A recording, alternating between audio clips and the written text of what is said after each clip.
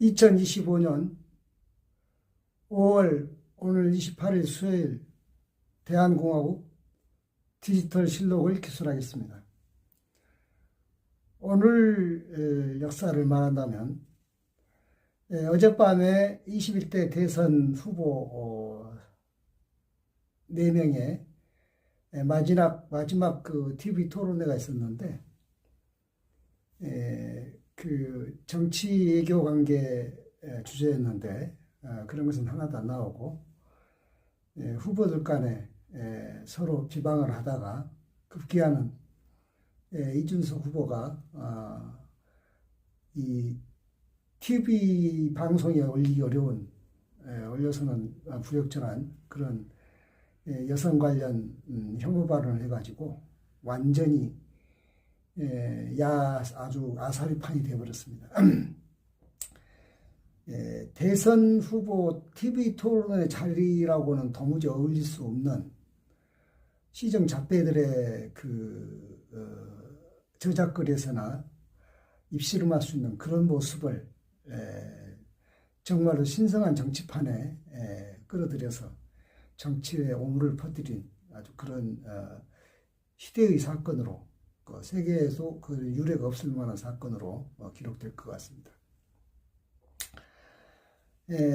바야흐로 어떻든 윤석열의 난 6개월이 이제 서서히 끝난 것 같습니다. 내일 사전선거부터 시작해서 사전투표부터 시작해서 이제 뭐 6월 3일 선거가 끝나면 새 정부가 들어설 것이기 때문에 뭐 다 윤석열의 난 6개월짜리는 끝났다 해도 과언이 아니겠는데, 특히 며칠 전에 재외국민 투표가 있었어요. 그 해외에 거주하는 유권자들에게 그 부재자 투표를 받는 것인데, 정확하게 79점 몇 퍼센트, 그러니까 80% 가까운 그 득표율을 보였다는 것 놀랍지 않아요? 국내에서 뭐 사전 투표 또는 그 정해진 날짜 투표해도 80%를 못 넘기는데, 해외에서 그 부재자 투표를 하는데 그 사람들은 뭐 동네에서 하는 게 아니고요. 뭐 미국 같으면 동부에서 서부까지 어떤 서부의 동부까지 가야 하는 뭐 그런 정도로, 유럽도 뭐 로마 바티칸의 안에 뭐 그 투표소로 가야 한다든지 이런 식으로 굉장히 멀리 움직이는, 정말로 뭐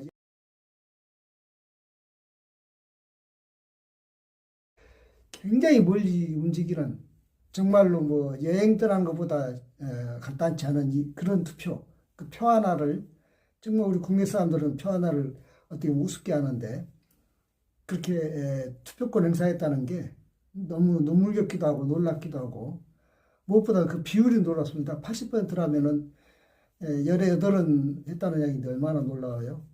그 기록은 국내 투표율도 그렇게는 안 나왔거든요. 뭐 77%뭐 이런 식이었는데, 그러면 그런 추세로 미뤄볼 때 이번 대선은 국내에서는 80%가 당연히 넘어야 될 것이고, 안 넘어도 안 되겠죠. 왜냐하면 망신스럽잖아요. 재외국민들 투표율만도 못하다면은 우리 국내에 사는 사람이 어떻게 감히 이제 정치에 대해서 알바를 할 수 있겠습니까? 다 투표를 해야 되겠죠. 저도 내일 아침 일찍 사전 투표를 바로 할 것입니다. 문 열자마자 할 것인데. 그래서 윤석열에 나오는 6개월짜리인데 좀 더 길게 보면 윤석열 집권 3년이기 때문에 윤석열에 나오는 3년이라고 할 수도 있고, 좀 더 벌려보면은 그 조국 청문회, 조국 법무장관 청문회가 그 6년 전에 있었는데,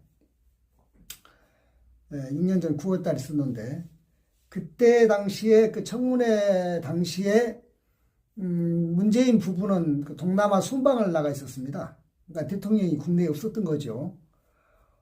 그런데 그 조국 청문회라는 것은 대통령 임명권에 대한 국회 청문회이기 때문에 대통령의 일을 하기도 과언이 아닌데, 윤석열은 항상 그 밤에 뭔 일을 하기를 좋아하는가 봐요. 그날 9월 6일 밤 11시에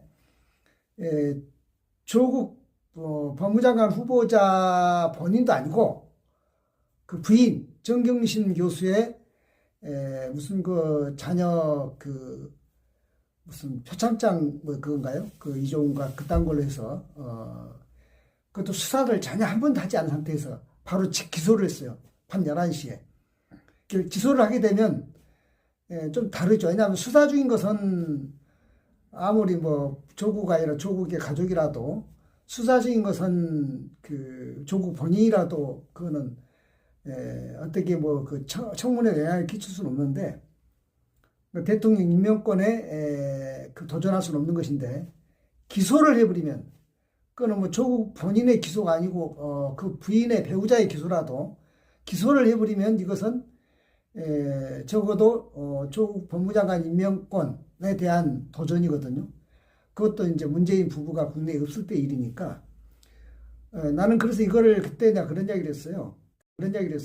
그 SNS 상에다가 이거는 문재인 당신 돌아오면은 그 임명권에 감히 도전한 윤석열 그 총장을 당장 그 해임해야 한다.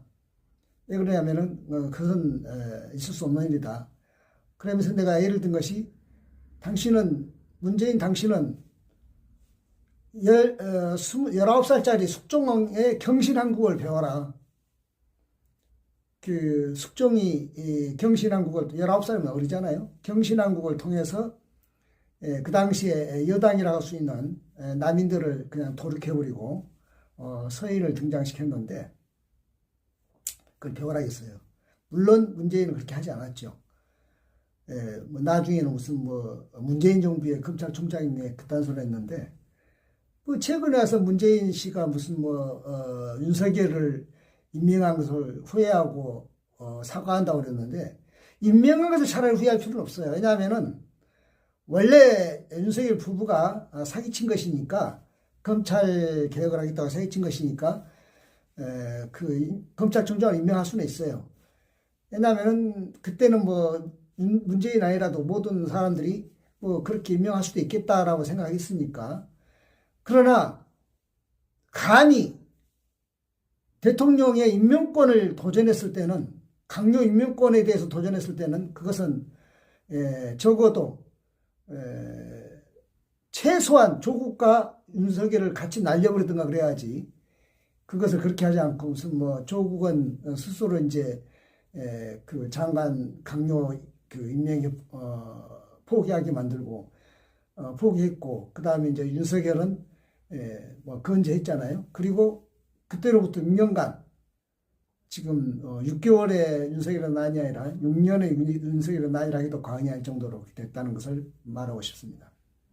그러니까 그 윤석열이 2시간짜리 내란이 작게는 6개월 내였고 임기 기간 다 말하면 3년이었고 그 조국 청문회 때 그 대통령 문재인 대통령 임명권에 도전했던 걸로부터 계산하면 6년입니다. 긴 윤석열의 난이 이제 거의 마무리가 되어가는 과정인데 이참에 그 김문수라든가 이준석에 대해서 이 한 가지로 특징 줄 수 있는 게 뭐냐면은 김문수도 이제 그런 세력이지만 소위 말하는 뉴라이트 역사관을 가진 친구들. 그 김문수 뭐 저기 일제 때 자기 부조들의 그 국적이 일제였다고 말한다든가 일제 강점기 때 그 뉴라이트 역사관이죠. 그리고 이제 뭐 이준석은 본인이 뉴라이트라고 말하지는 않지만은 걔가 뭐 그 신자유주의적인 그런 경제를 신봉한다고 이런 것은 뉴라이트하고 교회를 같이 하는데 그리고 이제 뭐 그 조선 그 역사에 대해서 좀 우습게 하는 것이라고 이런 것도 마찬가지인데 그래서 제가 문득거려서 뉴라이트류의 단파라고 말할 수 있겠습니다. 그러니까는 국힘당이든 개혁신당이든 소위 말해서 그 뉴라이트 사관들 갖고 있는 그네들 그러니까 아스팔트 세력도 되고 국힘당도 되고 다 그것이 거기죠. 뭐 정광훈이라든가 등등 이명박부터 시작해서 다 뉴라이트 아닙니까? 윤석열 정부의 그 강요들이 다 뉴라이트고, 윤석열은 본인은 뭐 색깔도 뭣도 없는 그뭐 진보도 아니고 보수도 아니었다겠지만 결국은 뉴라이트의 그 하수인이 돼가지고 결국은 자기 발등을 찍었지만, 그 뉴라이트들이 강조하는 역사관에 이런 것이 있어요.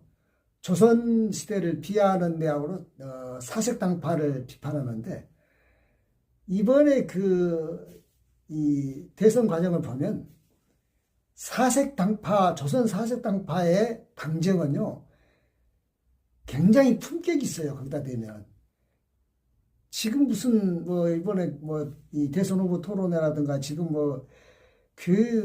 이재명 악마화라든가 이런 거 보면은 시정 잡배, 쓰레기도 누구 말 맞다나 입이 시궁창이라 해도 과언이 아닐 정도로 그런 입을 가지고 정치를 한다는 건데, 특히 그 학식 자랑을 하는 이준석 같은 친구는 아주 천박하게 짝이 없어요.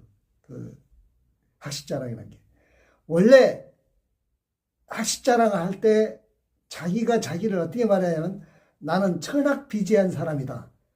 나는 학식이 얕고 재주가 없는 사람이다. 이렇게 겸사를 하면서 하는 것입니다. 그런데 이 친구는 그것이 반대로 무슨 하버드 거기 가서 배웠다고 그것이 거창한 무엇이나 된 것이냐, 지가 세계 석학이나 된 것이냐 아는 척을 하는데, 결국은 이제 어제 저녁에 입에 올려서는 안 될 그런 품이 떨어진 잡배들의 시정 잡배들 저작글 이야기를 퍼뜨려 가지고 완전히 입에 악취가 풍기는 그런 말을 해버리고 말았지만, 당연히 이제 정치가 우리가 선진화가 되려면은 그런 것들은 걷어내야 되겠죠. 나이가 젊다는 것은 참신하다는 것인데 하나도 참신하지 않고 더 못된 것만 배웠다, 이렇게 말할 수가 있겠습니다. 그래서 이참에 조선 사색당파에 대해서 제가 말하겠습니다. 그러니까는 인조반정 때로 거슬러 올라가는데, 인조반정이 1623년에 있었죠. 그러니까 인조반정이 사색당파의 한 단면을 보여주는데, 물론 그 전에 정예립의 남부터 거슬러 올라가는데 그거는 좀 버려도 될 것 같아요. 왜냐하면은 그거는 일진일퇴고 아직은 사색이라고 뚜렷하게 나와 있지 않은 그런 때이니까, 동서당 분당이니까 그거 놔두고, 인조반정 때 오면은 이제 광해군이 반정에 쫓겨나는데, 강해군 때 여당이 북인이에요. 북인이니까 이제 당연히 이제 인조반정의 여당이 이제 서인이죠. 그러니까 이제 서인들은 광해군이 친청파다는 군대를 씌웠고 중립외교를 비판하면서, 인조는 이제 친명파다, 이제 이런 얘기겠죠. 그러는 인조가 무슨 청나라에게 한국도 있고 그렇습니다. 어떻든 친명파다. 그 다음에 광해군은 장남이 아니다, 심지어는 서자다, 이런 개념을 갖고 있고, 서인들은 또는 인조는. 그 다음에 인조는 이제 장남 차남이 그런 것이 아니니까 상관없는 거죠. 이제 그런 생각을 갖고 있어요. 이제 이념이죠, 어떻든. 그래서 이제 인조 때 서인이 이제 집권당이 됐는데, 그리고 이제 효종이 또 승계에서 이었고, 효종이 이제 죽었어요. 죽어서 효종의 아들 현종이 이제 승계를 했는데, 효종의 장례식 때 이제 예속 논쟁이 벌어집니다. 그것이 뭐냐면 이제 기해년이니까 그 애가 기해예송이라고 그러는데, 그러니까 서인들은 효종의 장례를 지내는데 효종이 왕이긴 하지만 장남이 아니니까 이것은 3년상 옷을 입을 수가 없다. 그러니까 누가 옷이 문제였냐면은, 그러니까 인조의 계비, 인조가 이제 먼저 부인은 이제 죽었고, 계비가 있잖아요. 계비가 있는데, 계비가 나이가 젊어요. 얼마나 젊냐면은 효종보다 더 젊죠. 그러니까 당연히 이제 효종이 죽었어도 이제 계모, 계비가 계모 아닙니까? 계모는 살아있는 거죠. 그러니까 계모 아닙니까? 계모는 살아있는 거죠. 그러니까 이제 이 계모가 어서 상복을 입는데 차남의 상복을 입으니까 효종이 차남이니까 원래 그 소현세한 죽여버렸잖아요, 인조가. 그래서 이제 효종이 차남이니까 아무리 임금이라도 차남이니까 그 어머니인 계모인 계모가 1년만 상복을 입어야 된다. 1년만. 근데 이제 남인들은 그건 안 된다.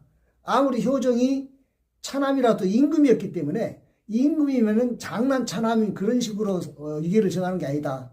3년을 입어야 된다. 이렇게 주장을 했어요. 근데 그걸 이제 현종이 이제 현종은 그 즉위 초니까 어리죠. 어린데 어쨌든 그 조정에 이제 서인 세력이 많으니까 서인은 인조 반정 때부터 이어당이니까 이겼어요. 그래서 1년만 있는 것으로 그 차남이라는 예로 따라서 1년만 있는 것으로 이렇게 이제 결정됐어요.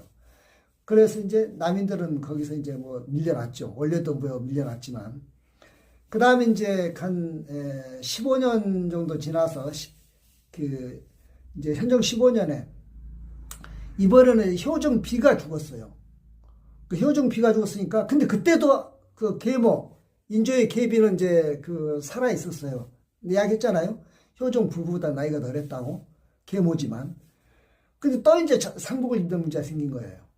그러면 이제 맏며느리 장례식과 작은 며느리 장례식으로 이제 이게 결정이 되잖아요. 쉽게 말하면.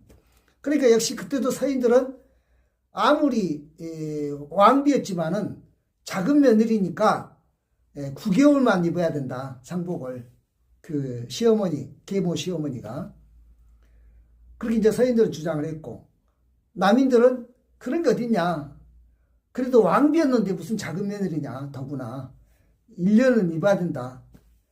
그래서 이번에는 이제 그 현종이 이제 그러니까 아들이 이제 임금이 된 거잖아요. 지금. 왜냐하면은 이제 그 효종은 이미 죽었으니까 그때는 이제 현종이 한 15년 됐죠. 왜 그러냐면은 그러니까 효종이 죽을 때는 아버지가 죽은 거지만 이제 효종비가 죽은 거는 이제 어머니가 죽은 거니까 그 이제 한 15년도 됐고 그래서 그때는 이제 현종이 주체적인 생각을 가지고 이제 서인들을 괘씸하게 본 거죠. 왜냐하면은 자기 엄마가 그 왕비가 죽었는데 감히 신하들이 무슨 뭐 작은 며느리로 대접하는 것을 건방지다 해가지고 그래서 그때는 이제 남인들의 의견을 받아들여 가지고 그거는 이제 갑인내송이라 했는데 그 애가 갑인년이니까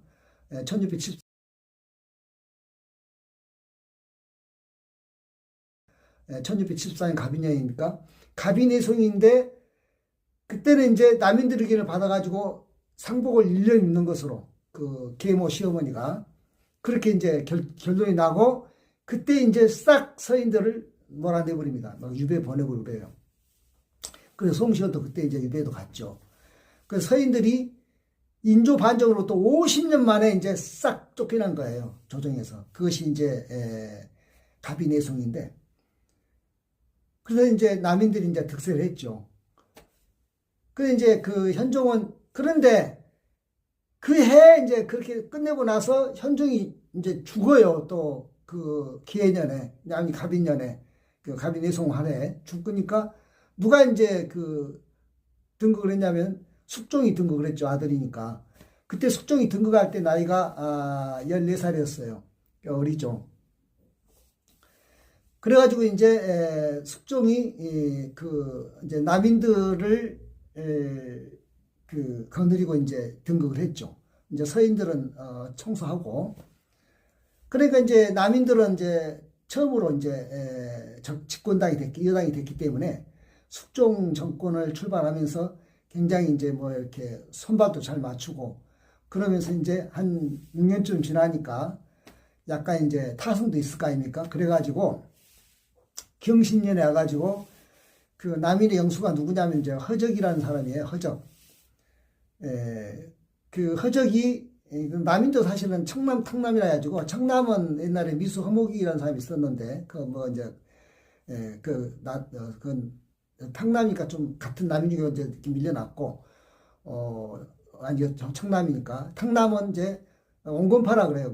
강경파 허무 미수는 이제 밀려났고, 이 온건파, 이 허적이 이제 영수인데,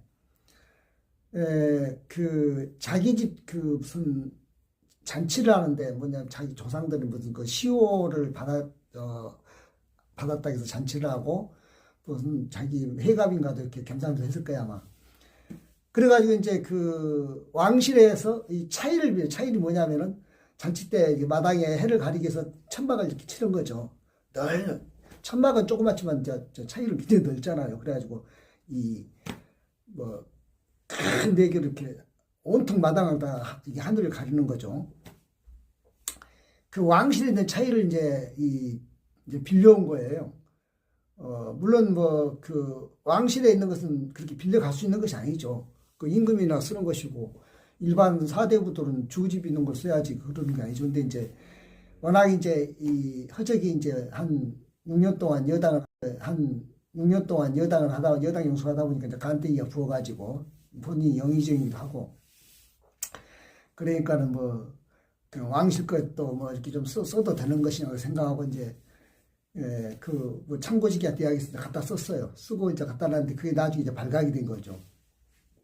그때 19살 먹은 숙종이 무슨 생각을 했냐면 이게 건방지구나. 나이로 말하면 할아버지 뻘이죠.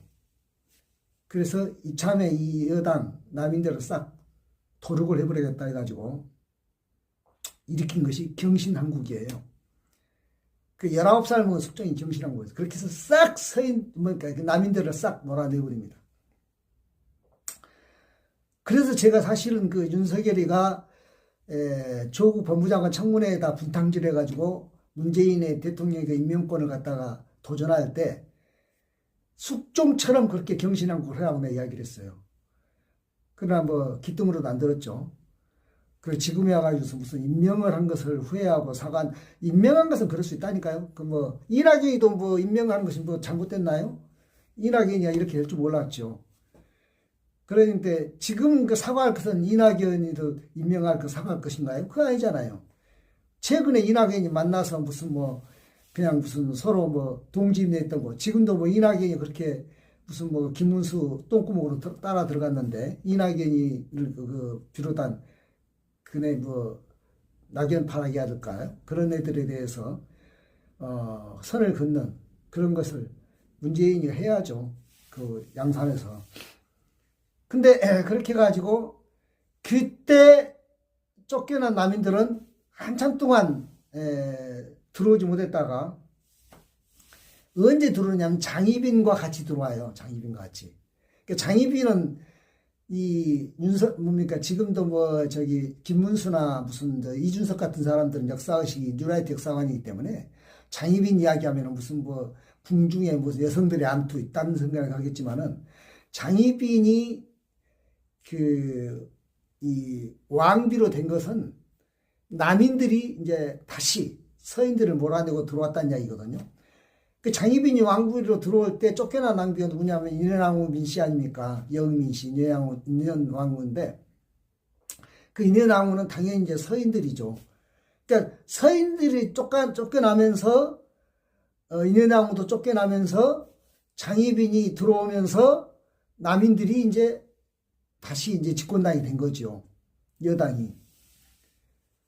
그랬다가 이제 다시 또 그때 이제 그러니까 장희빈이 들어올 때 서인들을 밀려나왔을 때 그때 이제 송시열이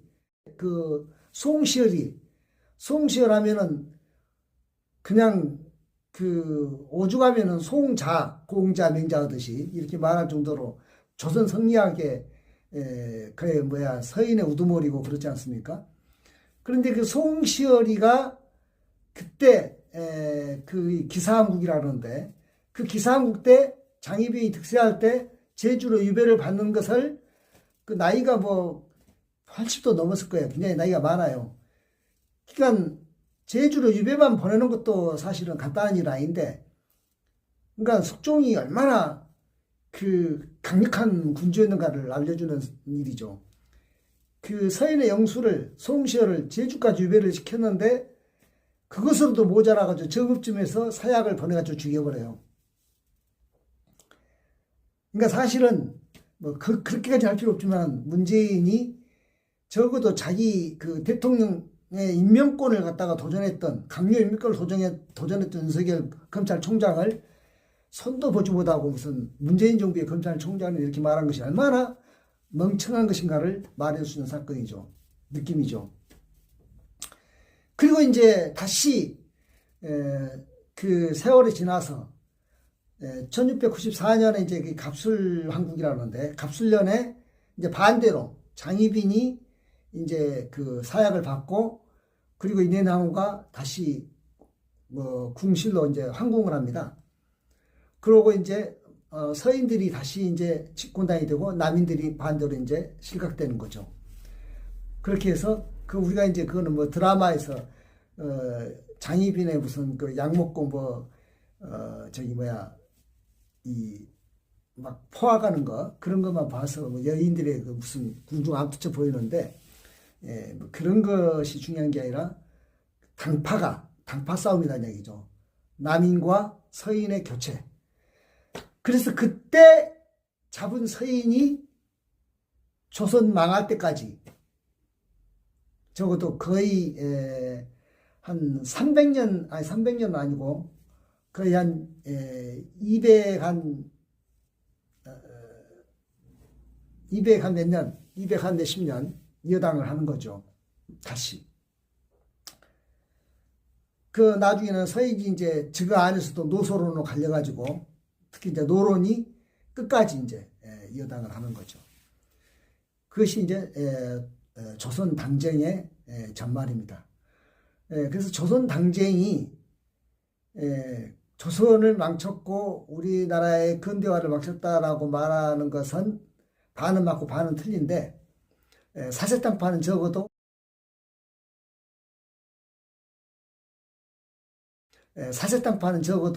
상복을 입는 것을 정하는 것도 굉장히 그것만 뭐 유치해 보이고 장희빈과 인해나무의 그런 뭐 암투로 보이는 그것도 유치해 보이는데 그것이 아니고 그 당파의 싸움인데 아무리 유치해도 어제 그 네거티브 대선 토론회의 그 네거티브보다는 덜 유치하죠. 네거티브는 그런 철학도 없고 뭣도 없고 인연도 없고 아무것도 없는 그런 것으로 시정잡배들의 그 저작거리 말싸움만도 못한 그런 것을 보여주고 말았죠. 그러니까 앞으로 뉴라이트 역사관을 가진 인간들이나 그런 것들과 그 야합하거나 제휴하는 세력은 역사를 말할 때 조선 당쟁을 적어도 당쟁의 당파 싸움을 지금의 무슨 당파 싸움 그런 것하고 갖다 빗댄다든지 더구나 오히려 폄하한다든지 이딴 식으로는 하지 말기를 바랍니다. 조선 당쟁은 거기다 비하면 굉장히 수준 높은 것입니다. 그걸 아셔야 돼요.